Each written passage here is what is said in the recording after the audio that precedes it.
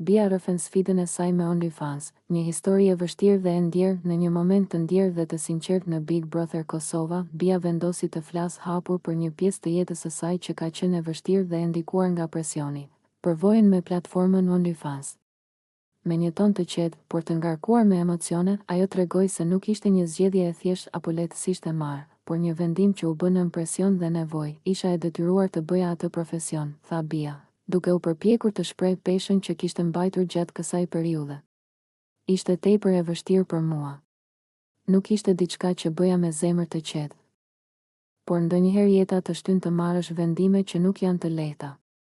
Fjalët e saj zbulojnë brishësinë dhe ndjeshmërinë e një personi që përballet me realitetet e vështira dhe pritshmëritë që shoqëria ose situatat e jetës i vendosin mbi supet e saj.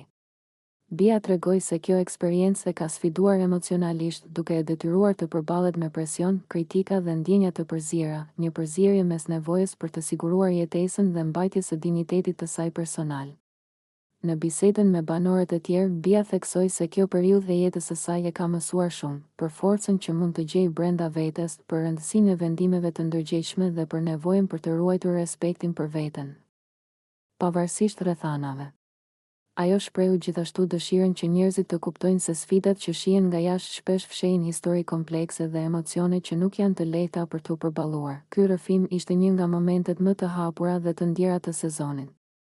Publiku kuptoi jo vetëm presionin që Bia ka përjetuar, por edhe kurajën e saj për të folur dhe për të treguar pjesën e ndjeshme të jetës së saj, duke treguar se forca nuk është mungesa e vështirësive, por aftësia për t'i përballuar ato dhe për t'u rritur përmes tyre. Në fund, Bia la një mesazh të qartë. Ajo nuk e konsideron atë eksperiencë si diçka që e ka përcaktuar.